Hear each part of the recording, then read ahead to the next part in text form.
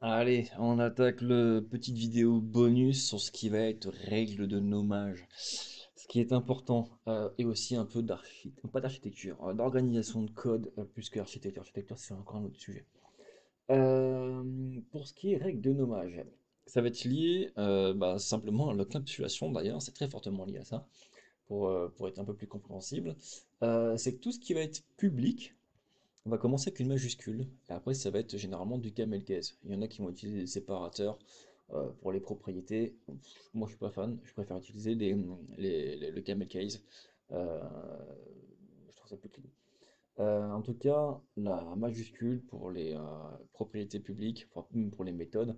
Là par exemple j'ai commencé avec une majuscule, après j'ai fait du camel case, c'était public. Donc tout ce qui est public, majuscule pour commencer. Tout ce qui est private, ça va être underscore minuscule. Voilà, comme ici, j'ai mis underscore minuscule. Tout ce qui va être protected, majuscule, du coup ça va pouvoir, comme on peut accéder de la classe, mais c'est une propriété qui est accessible, qui n'est pas private. Du coup, on peut garder la majuscule. Maintenant, tout ce qui va être paramètre qu'on va faire passer dans une méthode ou dans un constructeur, on commence avec une minuscule. Ça permet de distinguer justement entre un paramètre et une propriété. Vous avez vu que là, il y a name et name. Donc, on pourrait très vite se perdre.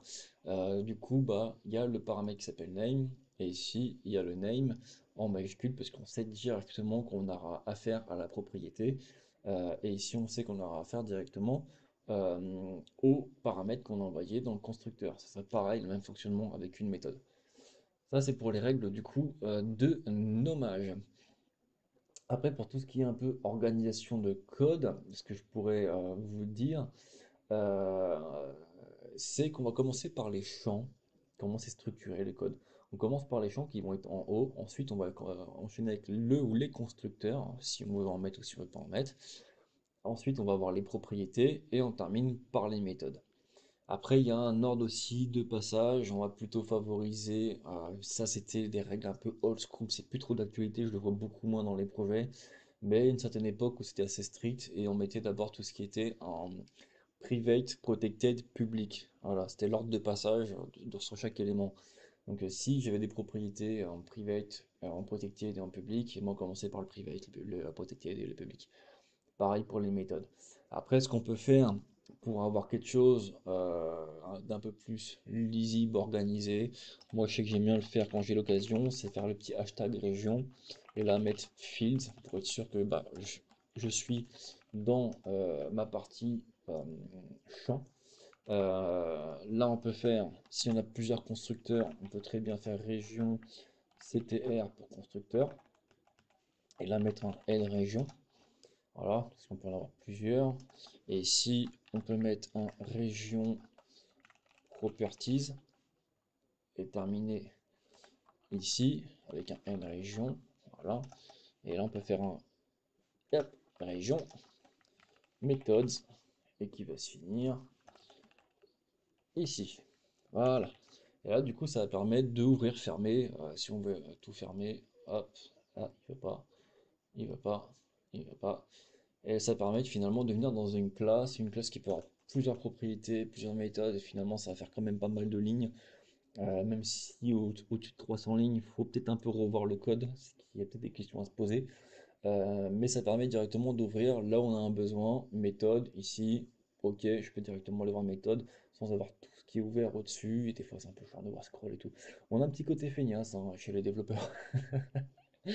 Mais du coup, moi j'aime bien. J'ai même organisé comme ça. Du coup, j'ai directement mon visuel sur mes champs, mes constructeurs, mes propriétés, mes méthodes. Il y a même le cas extrême où on peut faire private méthode et faire une autre région avec public méthode. Voilà, c'est aussi autre chose qui est possible de faire. Mais les private méthodes, généralement, moi je fais un truc que je ne fais pas forcément euh, grand public là-dessus, c'est que ça finit souvent en méthode d'extension, donc vaut mieux faire une classe d'extension, étendre la classe que faire des privates. Bon, c'est un autre sujet, je ne vais pas vous s'éterniser dessus, mais pour vous organiser dans le code, du coup, c'est une solution, c'est une astuce de faire ça pour que ça soit un peu plus lisible.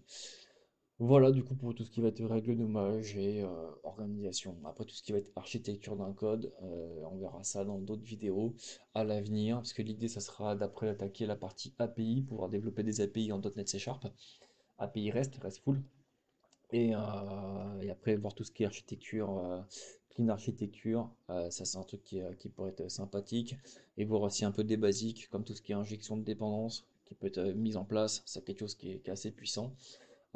C'est peut-être mettre une prochaine vidéo là-dessus, sur la partie service, ça pourrait être intéressant. Voilà, donc c'est tout pour moi, et puis bah, je vous dis à la prochaine en espérant que ces premières vidéos auront été utiles. Faites-moi un retour si vous le souhaitez. Ça permet aussi de voir un peu sur quoi je peux me rediriger. Et puis voilà, bon code à vous et profitez bien. Salut.